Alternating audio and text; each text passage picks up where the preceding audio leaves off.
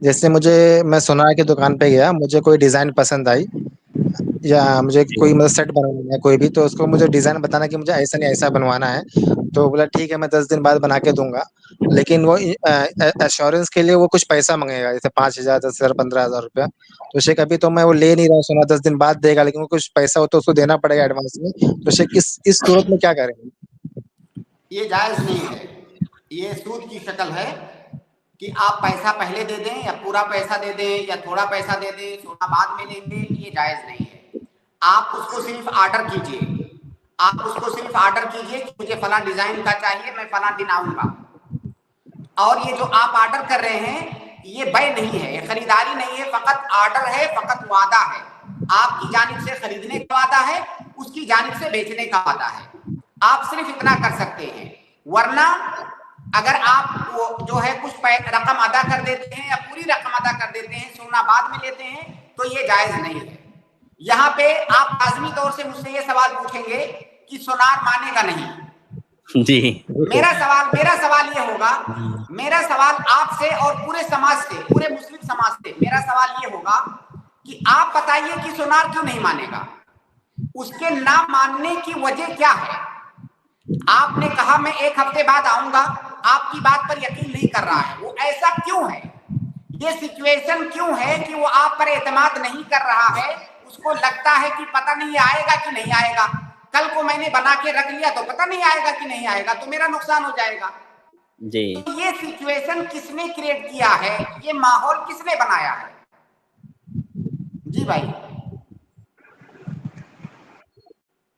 ہاں شیخ وہ تو صحیح بات ہے, ہم ہی لوگ نے بنایا, لیکن ایک شیخ اس میں سب کا بالکل. سب کا قصور ہے.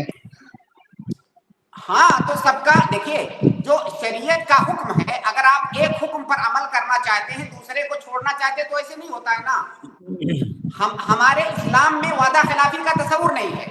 وعدہ جی خلافی کرنے والے کو منافق کہا گیا ہے, یہ عملی نفاق ہے وعدہ خلافی کرنا.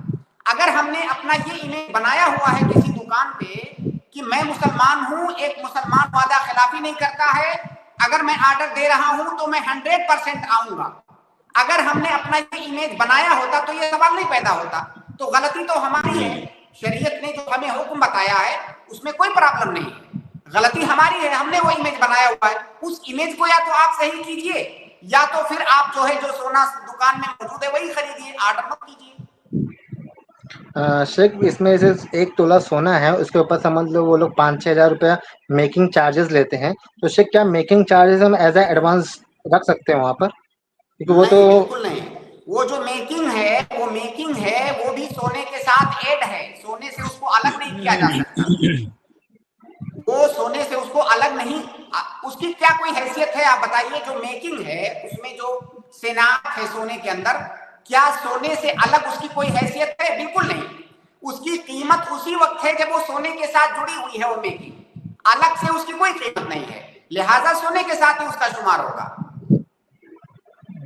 جی جی نام جی بھائی. شیخ, جی شیخ وہی اچھا شیخ, کلیریفیکیشن چاہیے. ایسا کر سکتے ہیں کیا سونا جب جیسے ہم لوگ مطلب 24 کیرٹ نہ لے کر کے, جیسے ہم لوگ 18 کیرٹ لیتے ہیں, اس کو جو ہے یعنی جس میں سونے کے ساتھ ملاوٹ ہوتی ہے, تو کیا ہم وہ سونے کا پیسہ چھوڑ کر کے جو ملاوٹ ہے اس کا پیسہ دے سکتے ہیں کیا شیخ؟ دیکھیے, ایک قاعدہ ہے کہ جی اصل اعتبار اصل کا ہوتا ہے, تابع کا اعتبار نہیں ہوتا ہے.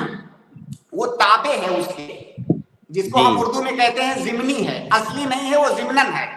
تو اصل اعتبار اس اصل سونے کا ہوگا جو آپ خرید رہے ہیں. یہ جو بناوٹ ہے نا یہ بھی اس کے تابع ہی ہے. جی تو جی ہماری جی شریعت میں اصل کا اعتبار ہوتا ہے, تابع کا اعتبار نہیں ہوتا ہے. اس لیے کئی ایک مسائل میں کتاب البیوع میں آپ یہ دیکھیں گے کہ جیسے مثال کے میں آپ کو ایک مثال بتاؤں, جیسے غرر کے باب میں ہے, غرر یعنی جہالت. غرر اگر کسی جی بے کے اندر ہے تو بے جائز نہیں ہے, لیکن اگر وہ غرر تابع میں ہے اصل میں نہیں ہے تو جائز ہے, کیونکہ اصل اعتبار اصل کا ہے. جیسے مثال کے طور جی پر اگر کوئی جانور ہے, گائے ہے, بکری ہے, اس کے تھن میں جو دودھ ہے, اگر آپ وہ دودھ خرید رہے ہیں اس کے تھن کا دودھ, تو جائز نہیں ہے, کیونکہ آپ کو پتہ نہیں کہ 2 لیٹر ہے, 3 لیٹر ہے, 2.5 3 لیٹر ہے, میٹر کتنا, یہ جائز نہیں ہے. جب تک اس کو دوہ کے نکال نہ لیا جائے تب تک خریدنا جائز نہیں, کیونکہ وہ اس میں غرض ہے, جہالت ہے. لیکن اگر وہیں सीधी गाय को खरीद रहे हैं, पूरी गाय को खरीद रहे हैं, अब उस गाय के थन में दूध भी तो है, यहाँ पे जायज है, क्योंकि आप यहाँ पे असल गाय है, वो जो दूध है वो उसके ताबे है।